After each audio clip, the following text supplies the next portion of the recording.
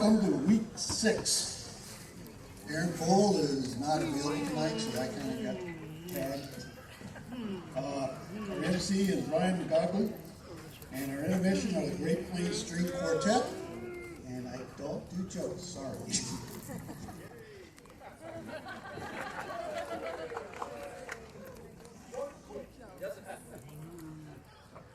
I guess he doesn't do jokes, so is that going to be a tough act to follow or an easy one? I don't know.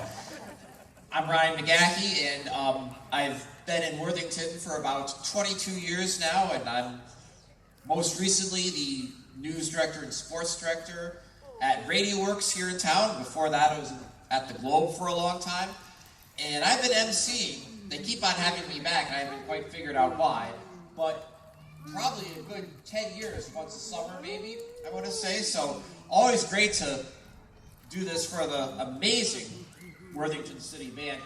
And it's a gorgeous night tonight. It's an amazing night. And I guess a little bit better for playing outdoors than last night. I understand about 2 o'clock maybe the decision was made to go to the auditorium. And I guess when the rain started last night, they were hurrying their instruments in. And so tonight we can just kind of sit and relax and enjoy things. The first piece this evening is going to be called Bonds of Unity. And that is composed by Carl King, who I honestly have never heard of. King... See, this is what I wanted. I was hoping to get some reactions, good or bad, so... I know who Carl King is now. He's obviously a great guy who's a very good, talented composer. He composed more than 300 works, apparently. Now, it lists waltzes, rags, overtures, and it lists gallops. I don't know what a gallop is other than... Is that what you guys, if they played a gallop, are you going to do like a horse's cadence? No? Yeah. And most notably, King was known for his outstanding marches, which of course this one is going to be. Choosing titles, though, for his numerous works proved difficult. This march is one of 16 songs that King allegedly sent to his publishing company in 1955 and asked them to name. Each of the songs was given a patriotic world peace title. Interesting. So, what would be a good... This would be a fun game to play. Let's come up with world peace titles. Anyone in the crowd? World peace title. What? All right, I misheard.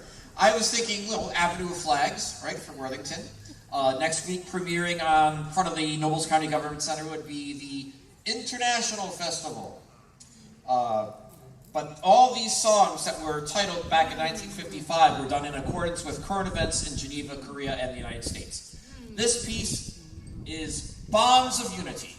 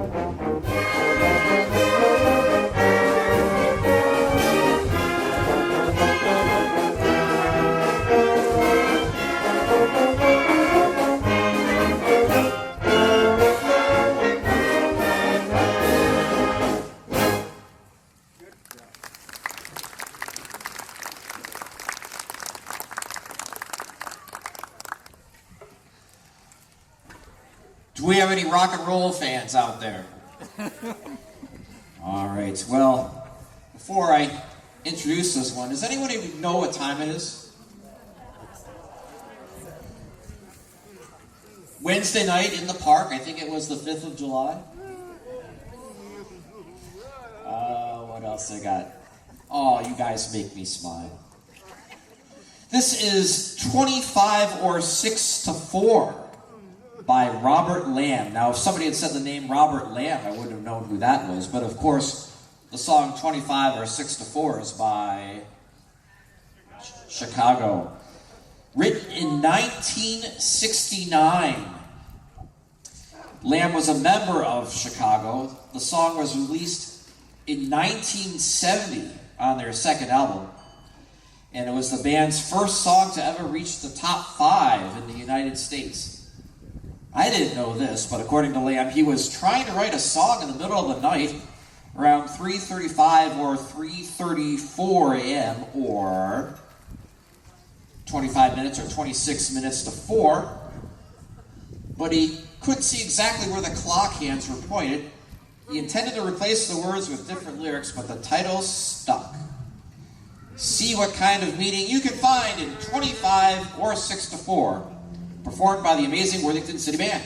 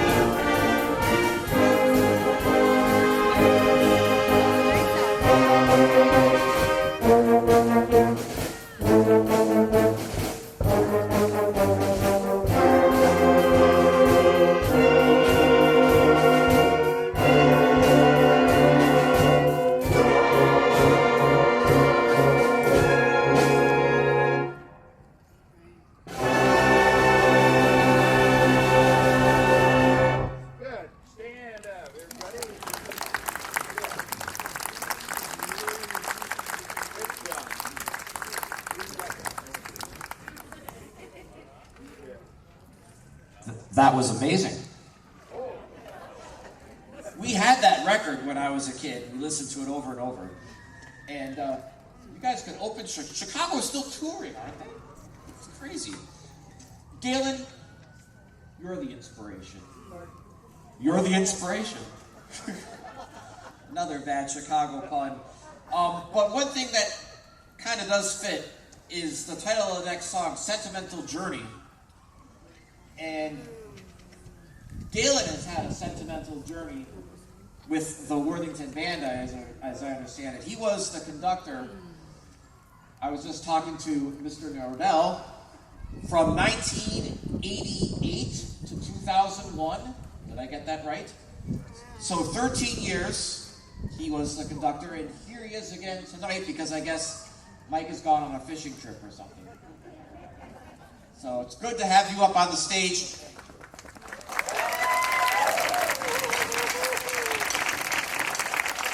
And I'm being sincere. You're one of the nicest guys I've ever met. This was a couple years ago during the pandemic. He was doing a performance on the accordion at Ecumen Meadows. And after the whole thing was done, he let me not only hold his accordion and try to play it too, which, I'm surprised he can still hear because the sounds that probably came out of that thing when I was trying to play it or something. So enough with that. Sentimental Journey is the next song. The music was written by Les Brown and Ben Homer, and the lyrics were written by Bud Green. In the early 1940s, Les Brown and his band had been performing the song but were unable to record it because of the 1942 to 44 musicians strike. When the strike ended, the band, with Doris Day as vocalist, had a hit record with the song in 1945. The song's release also coincided with the end of World War II in Europe, and it became the unofficial homecoming theme for many veterans. Please enjoy Sentimental Journey.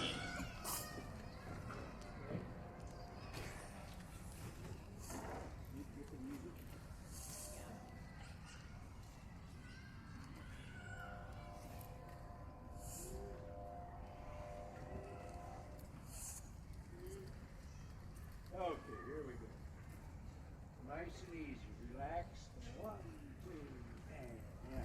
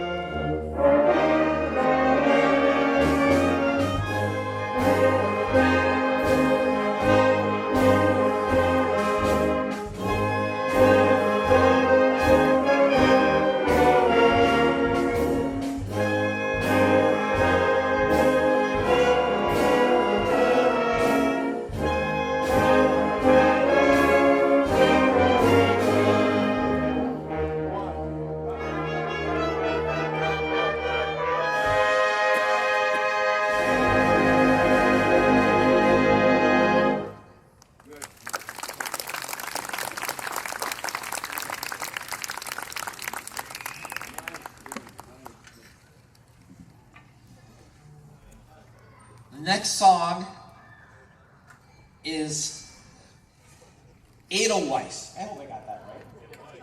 Edelweiss. I gotta say the W like a V. Edelweiss. And that is from the 1959 musical Sound of Music. Now I'm guessing that most of the people under the age of, well, my age or so, have seen The Sound of Music. Have you seen The Sound of Music? Raise your hand. I have never seen The Sound of Music. I don't know, I always think of The Hills Are Alive, and I'm like, oh, I don't know if I can watch that. But I might have to. And I'm sure once they start playing this song, Edelweiss, I'm going to recognize it probably right away. It's a wildflower, by the way, a white wildflower, found high in the Alps, which I did not know. Although this tune appears in the movie as an Austrian folk song, it was written for the movie by Richard Rodgers and Oscar Hammerstein II. They, of course, were the very famous composing duo who wrote a lot of songs for musicals. Captain Von Trapp sings this waltz as a symbol of his loyalty to Austria against the Nazi occupation. The simple beloved song was Hammerstein's last composition before his death. After the amazing Worthington City Band plays Edelweiss, we will have the intermission, and the performer at the intermission is Prairie Wind Quartet. So we will play the last song of this portion of the show. Here is Edelweiss from The Sound of Music.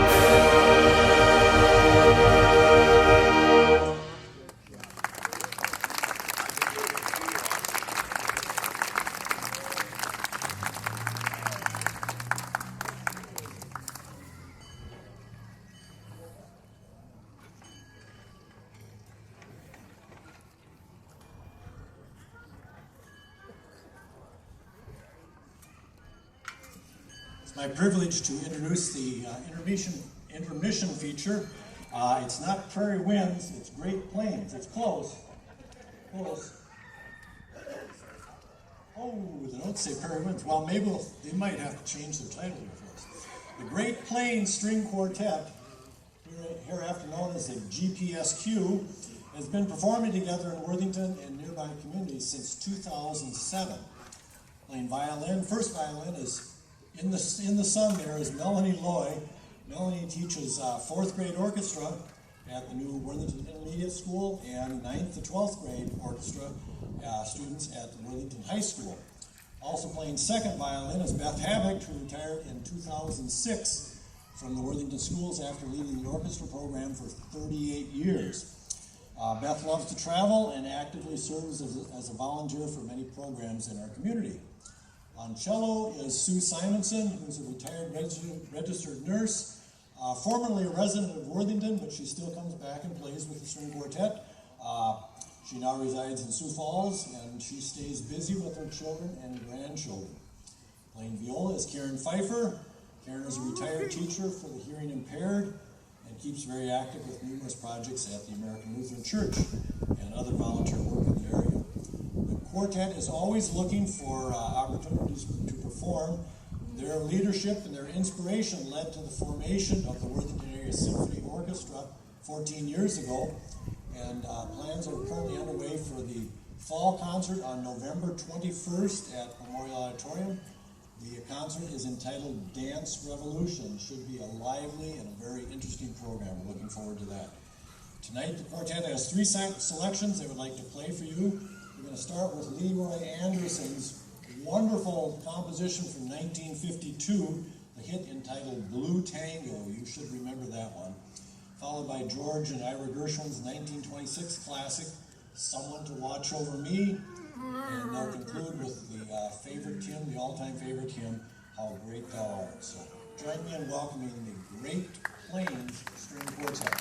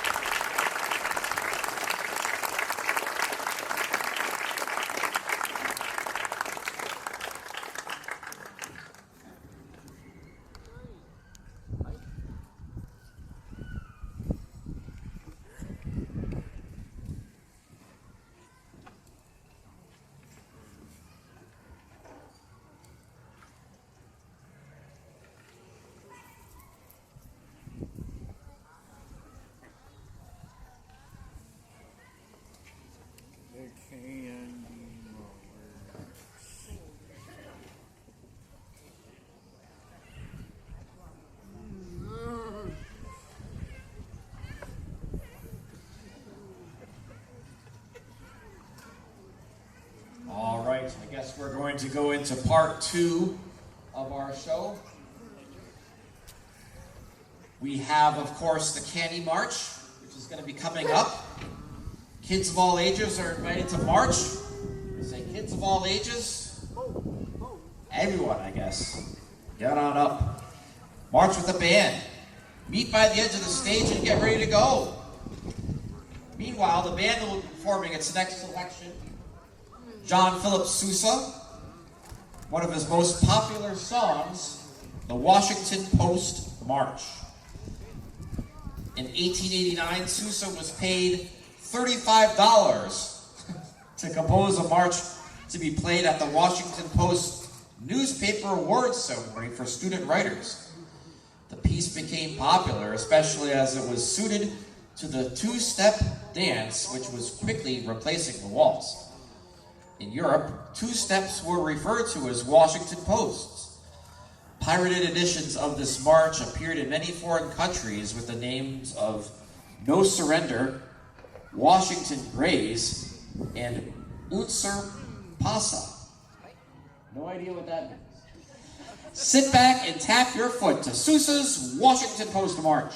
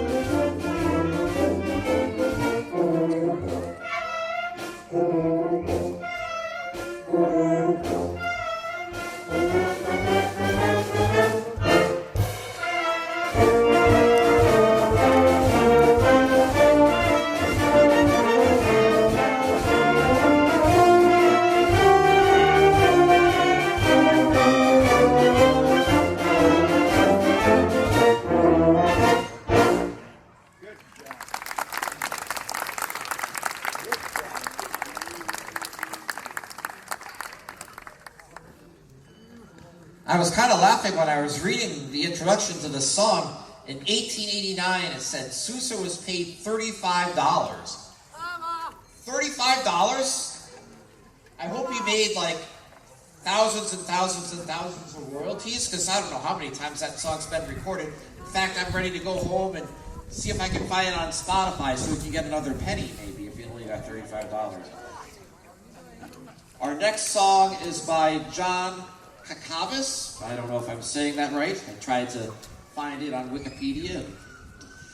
Anyway, John Kakavas is an American composer best known for his television and movie scores for Kojak, Hawaii Five-0, Mrs. Colombo, Airport 1975, and several Dirty Dozen movies. Tonight we'll hear one of his lesser known pieces, Overture, Court of Henry VIII. I don't know how Henry VIII got pieces of music named after him, but I guess you might think when you hear King Henry VIII, you might think first of his 6 wives. I don't think of his 6 wives necessarily. I think about what he did to them. But King Henry, though, was considered a talented poet and composer, as well as a skilled sportsman. He played numerous instruments, the lute, organ, recorder, flute, and harp, as well as having a good singing voice. Who knew? I wish I could go find a recording of Henry VIII, but of course that equipment didn't exist back in 16, whatever. 16, 15? Sure. Long time ago. Imagine yourself in a royal court, protecting your own head, perhaps, as you listen to Overture, Court of Henry VIII. As written.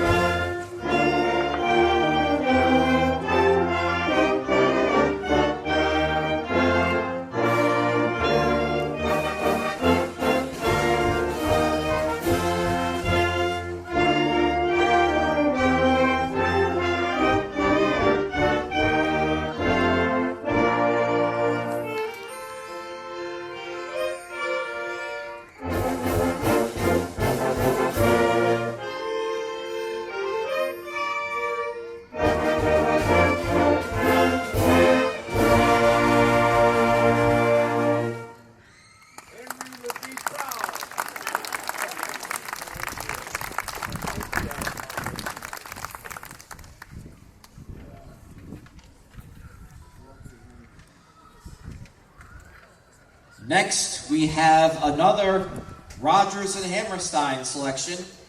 And what do you know, it's something from The Sound of Music as well. I might have to go rent that this weekend. Actually, who rents movies anymore? Find them on streaming, what have you. Do Re Mi is another favorite piece from The Sound of Music.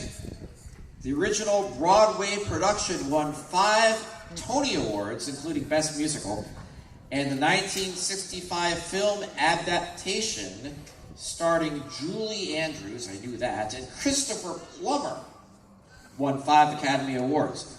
The musical tells the story of Maria, who takes a job as governess to a large family, while she decides whether or not to become a nun.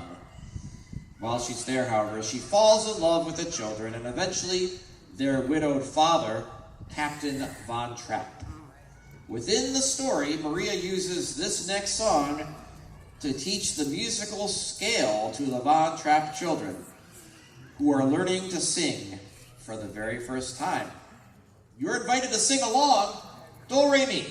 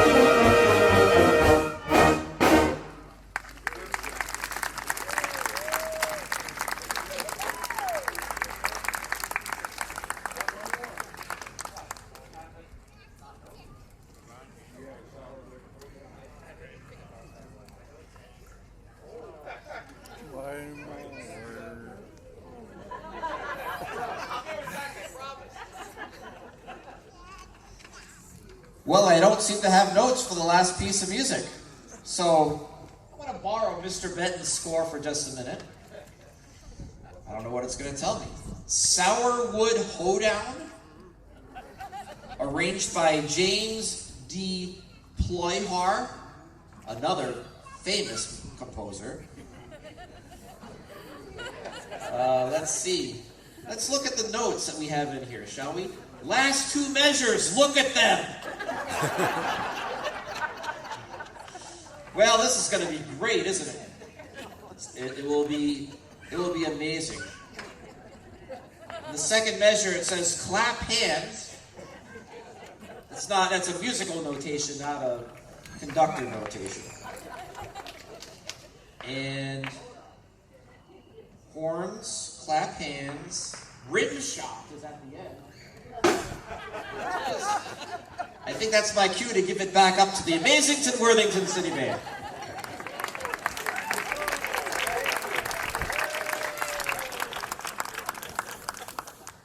Okay.